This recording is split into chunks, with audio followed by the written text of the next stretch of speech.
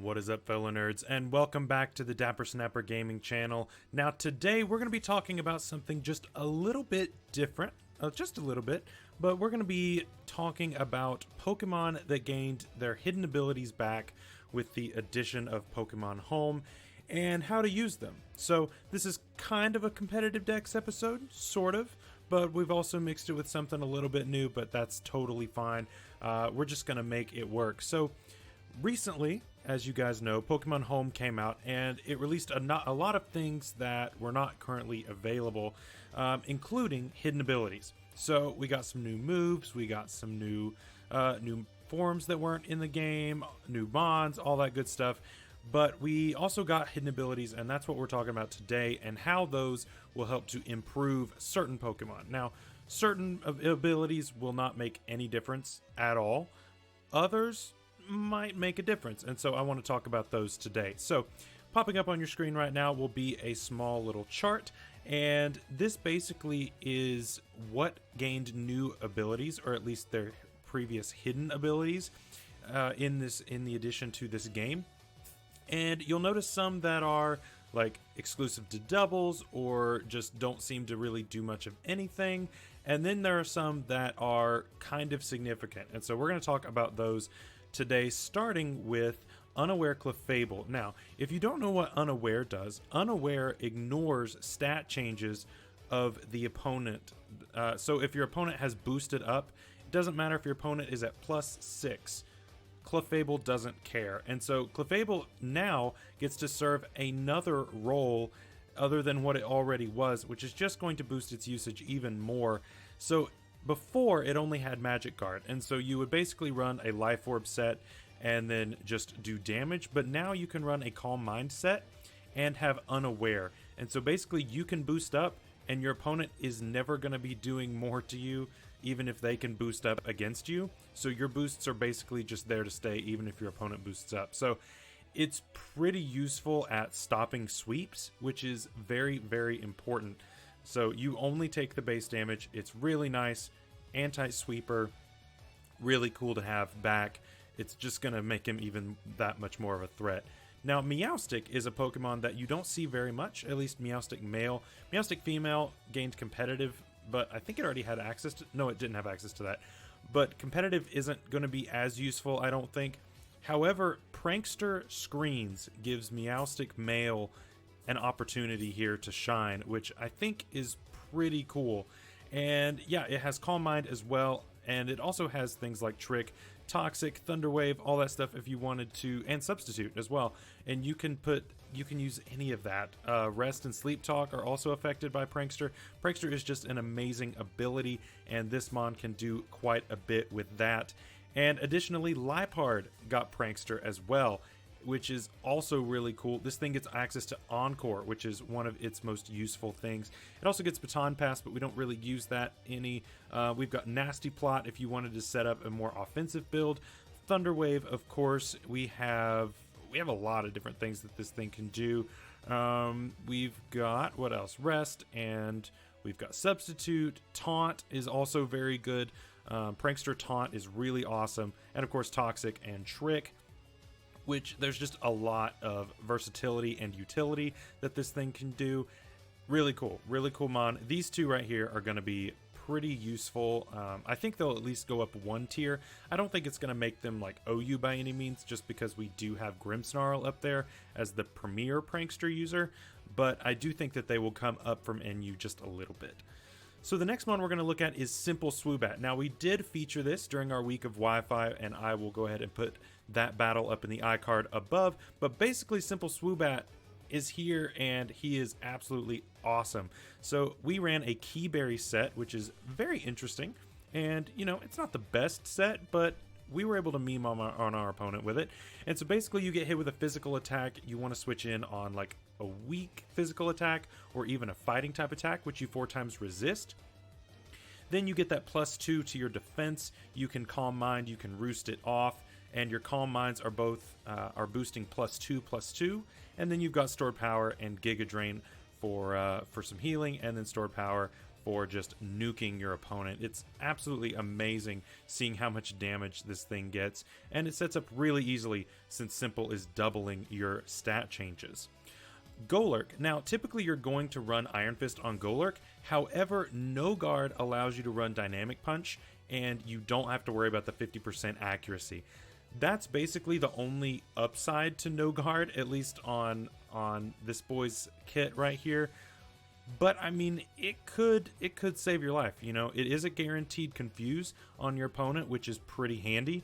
And you know, if you set up something like a Rock Polish on this, and then you start going to town with Dynamic Punches, just confusing everything, I don't know, it could do pretty well as running like Shadow Punch and then a coverage move as well.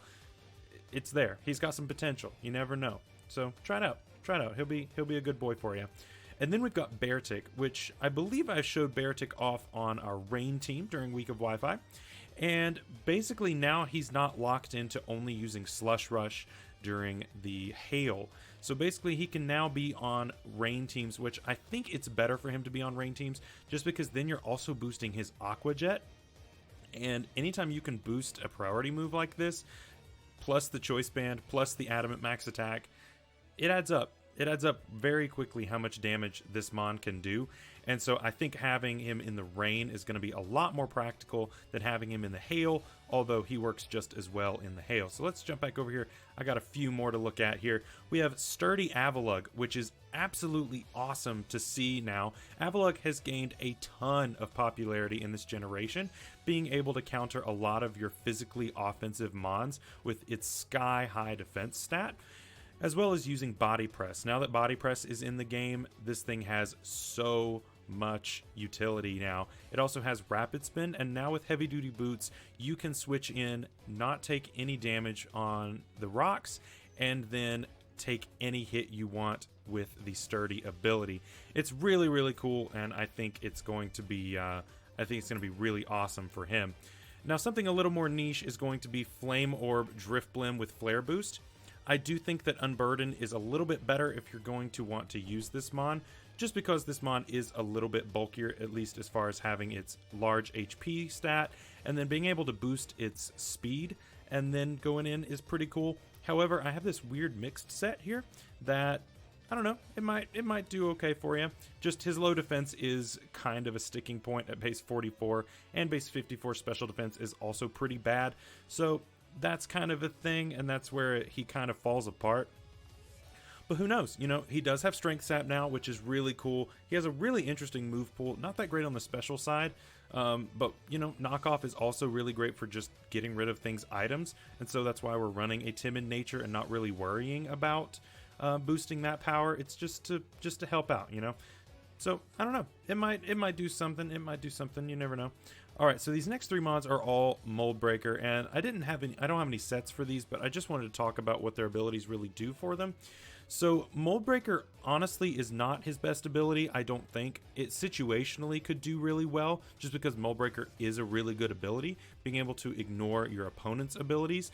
But given Basculin's kit, it really doesn't do a ton for him, just because there's not really anything out there that he needs to hit based on their ability, and so adaptability is going to really just be better as far as doing damage in general, and I think that him getting Mold Breaker really isn't going to improve his kit all that much, but you know, it could do something for you. And then of course Reckless is there just for like Double Edge and Head Smash, that sort of thing.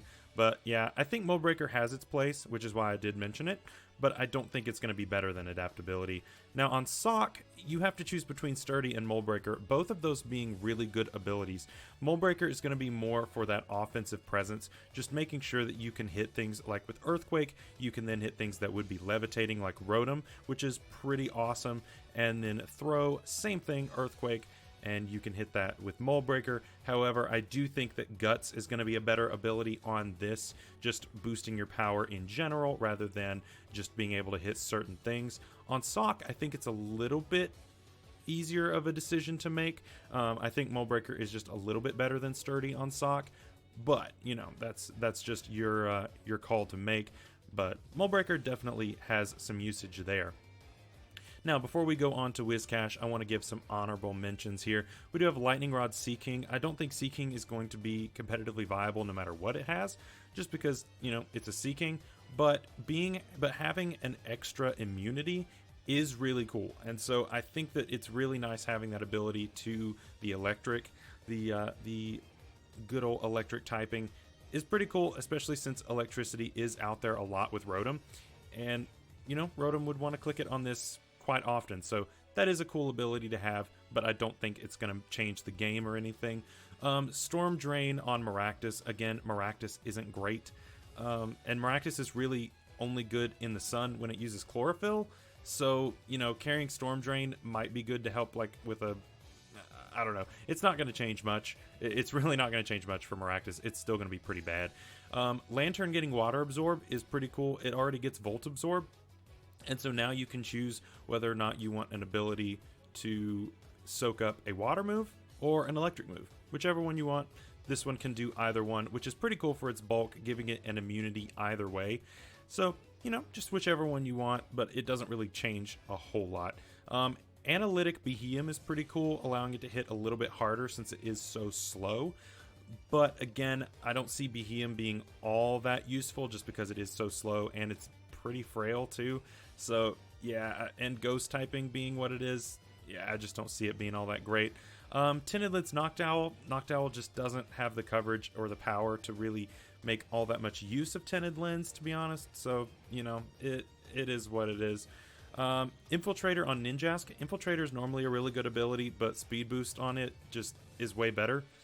So that's just, you know, it is what it is. Rivalry is also very situational, and I typically don't recommend running it on Unfezant. So, you know, I don't think it's going to make Unfezant all that much better. We have Poison Touch on Toxicroak, which could be interesting, you know, just being able to poison your opponent a little more often could be nice, but again, we are relying on percentage chances there. You know, it's not that great. We've got Pickpocket on Barbaracle. Also could be a thing, you know, steal your opponent's item after you went for like a Shell Smash with a White Herb. That's a thing that could happen, but I don't think it's going to be all that crazy useful as far as like changing the game or anything. So I don't think it's going to be all that insane. Raindish Pelipper needs Drizzle to be useful, so yeah, I don't see that being all that much of a change. So Whiscash being our last mon that we're going to look at here, and we do have a Rest Dragon Dance set here, but you can basically run anything Rest and then not have to run like Sleep Talk or anything, just because hydration does help you to wake up when you're in the rain. So you do want this on a rain team, obviously, but this allows it to basically just rest off all of the damage that it has on it, and then just hopefully wake up a little early, which could be really awesome to see. So, you know, could have some use. I think it's cool. We've shown off Sandaconda having rest and then getting it with Shed Skin. And hydration basically does the same thing, just in the rain. So it's got some use. I think it could be really cool and gives Whiscash a little bit more versatility. So yeah, that is going to be it for today's video. I hope you guys are enjoying the new content with Pokemon Home dropping. I think it's absolutely amazing, and I love seeing all of these new mons shine.